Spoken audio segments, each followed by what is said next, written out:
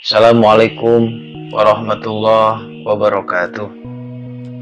Alhamdulillahirabbil alamin.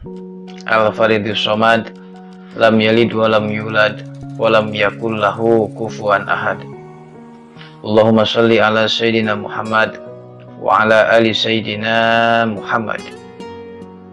Bismillahirrahmanirrahim. Ala Allah, la haula wa la quwwata illa billah.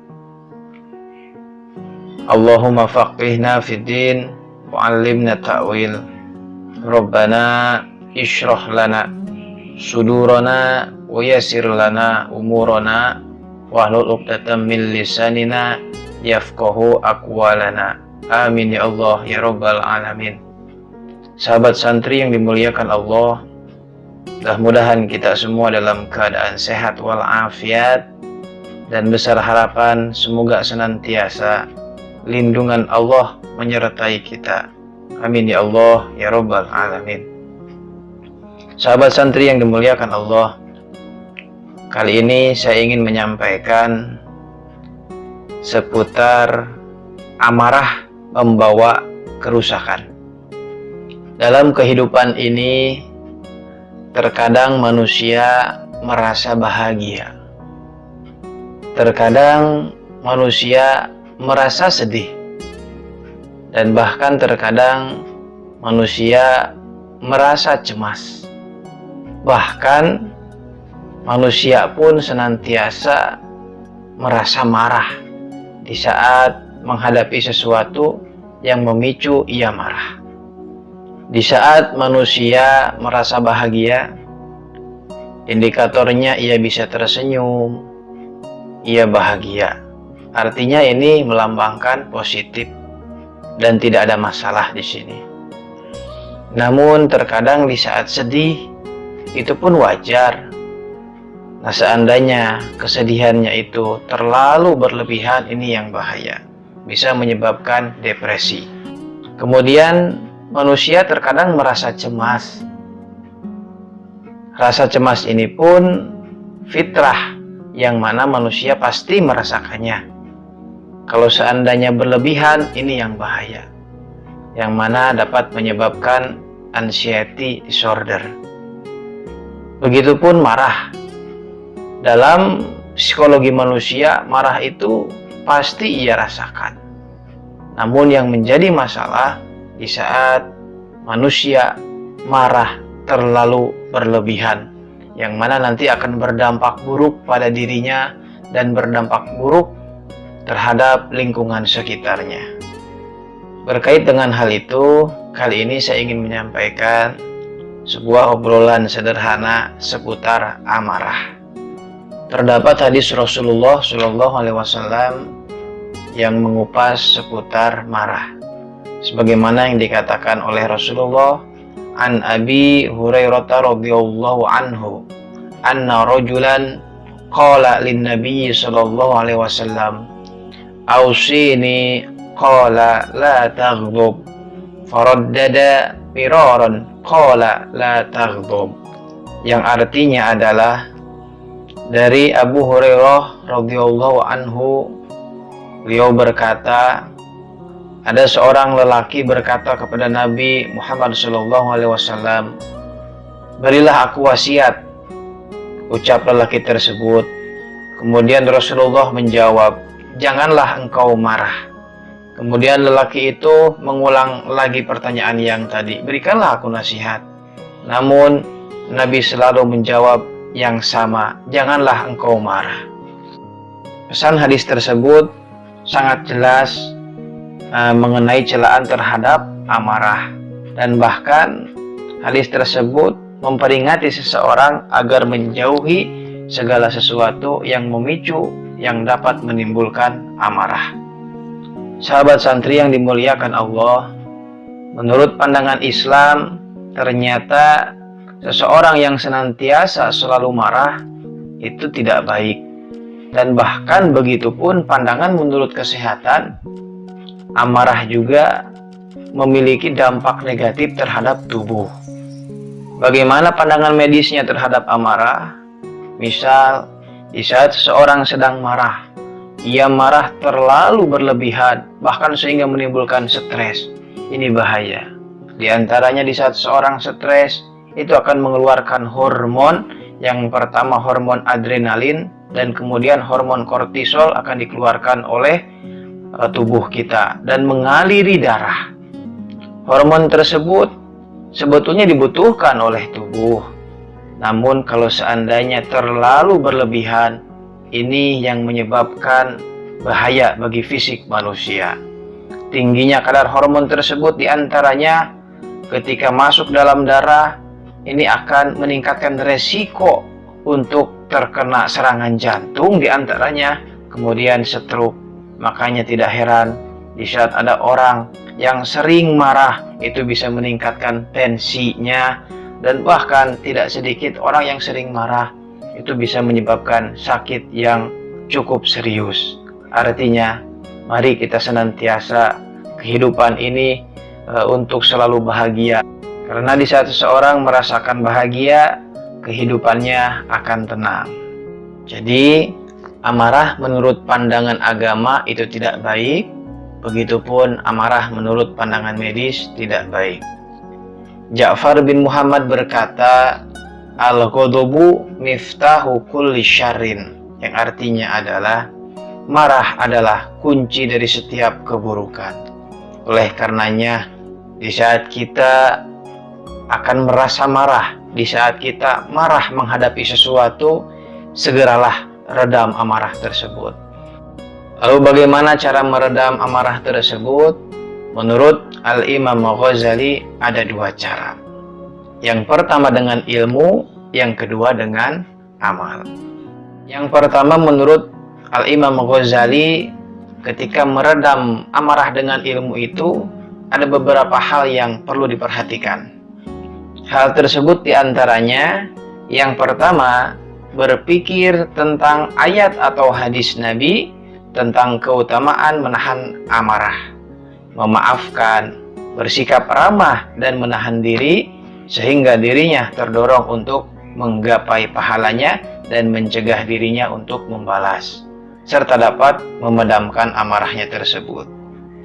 Artinya, kita didorong untuk meninjau beberapa redaksi hadis Nabi yang berkaitan dengan amarah, agar kita termotivasi untuk meredam amarah kita, agar marahnya tidak jadi diluapkan kepada orang lain ataupun kepada siapa saja. Kemudian hal yang kedua, menurut Al-Imam Ghazali, menakut-nakuti diri dengan siksa Allah bila ia tetap meluapkan amarahnya. Apakah ia aman dari murka Allah di hari kiamat? Padahal ia sangat membutuhkan pengampunan Allah Subhanahu wa Ta'ala. Artinya adalah kita menakut-nakuti diri kita sendiri. Kita takut akan azab Allah nanti di hari kiamat. Bagaimana kalau seandainya kita sering marah? Bahkan kita tentunya butuh ampunan Allah Subhanahu wa Ta'ala. Ditakutkan dengan kita sering marah, kita jauh dari ampunan Allah Subhanahu wa Ta'ala. Yang ketiga, menakut-nakuti dirinya tentang akibat dari permusuhan dan pembalasan.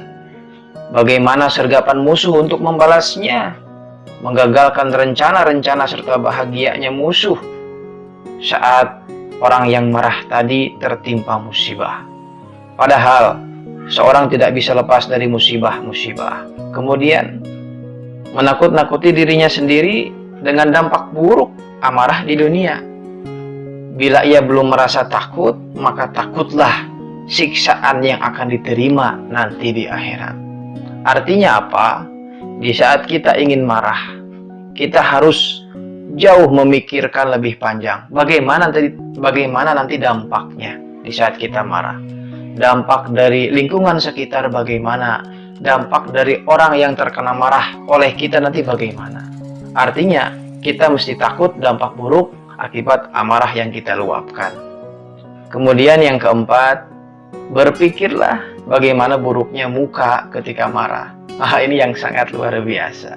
Ternyata kalau kita analisis, ya, orang yang marah itu mukanya tidak ada yang indah, pasti jelek. Oleh karenanya jangan sampai kita sering marah. Kemudian bayangkan bagaimana raut muka orang lain saat marah, pasti kita takut. Kita saja ketika marah itu mukanya sangat mengerikan, apalagi orang lain marah, itu mukanya akan mengerikan di saat ia marah pada kita. Kemudian berpikirlah tentang buruknya marah di dalam dirinya. Berpikirlah bahwa saat marah ia seperti anjing yang membahayakan dan binatang buas yang mengancam ketentraman.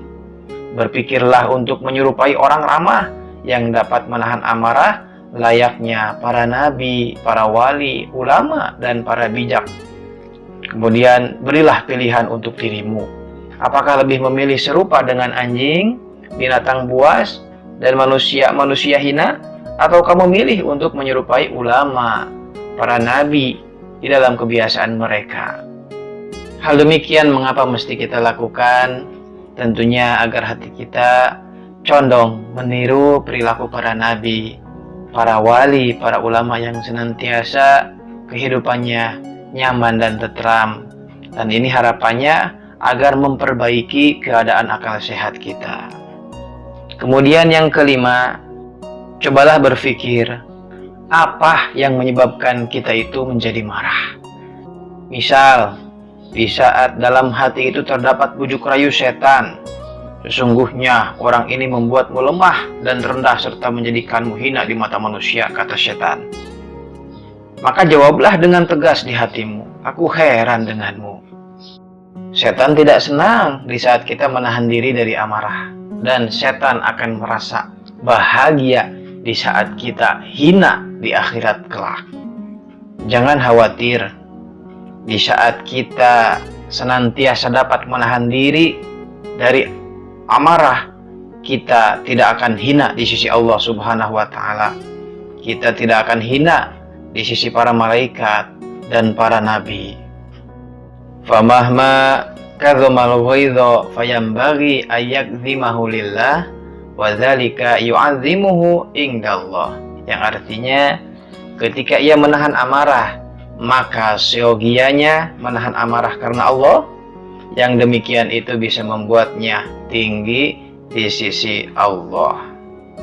Itu kiranya 5 hal yang dapat kita lakukan ketika marah dengan pandangan ilmu menurut Al-Imam Ghazali. Adapun cara menahan marah dengan amal menurut Al-Imam Ghazali sebagai berikut. Al-Imam Ghazali berkata, wa ammal amalu fa antaqula bilisanik a'udzu billahi minasyaitonir rajim wa in kunta qa'iman fajlis wa in kunta jalisan fadtaji wa yustahabbu ayyatawaddu'a bil ma'il barid fa innal ghadaba minan nari wan naru la yudfi'uha illal ma'.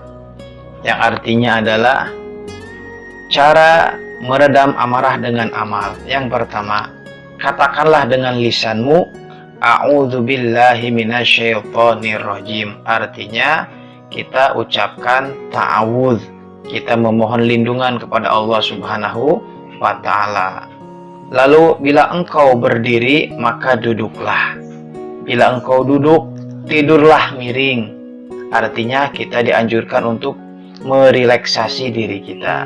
Selanjutnya disunahkan untuk berwudu menggunakan air dingin. Sesungguhnya kemarahan itu adalah dari api, sedangkan api tidaklah bisa dipadamkan kecuali dengan air. Sahabat santri yang dimuliakan Allah, itulah tadi obrolan sederhana seputar amarah dan bagaimana cara meredamkan amarah tersebut. Sedangkan menurut Al-Imam Ghazali itu ada 2 cara. Yang pertama bil ilmi dan yang kedua bil amali. Semoga kita dapat mengamalkannya. Tentunya besar harapan agar senantiasa kita tidak cepat marah. Senantiasa kita selalu tentram, hidup bahagia, hidup nyaman dengan sesama kita akur, rukun, tidak saling menyelisihi, tidak saling mengejek. Artinya kehidupan kita damai. Kemudian kita memohon kepada Allah agar senantiasa Allah selalu membimbing kehidupan kita dan berharap Allah selamatkan kehidupan kita di dunia dan akhirat. Terima kasih, mungkin ini saja. Mudah-mudahan bermanfaat. Wallahul muwafiq ila aqwamit thoriq. Wassalamualaikum warahmatullahi wabarakatuh.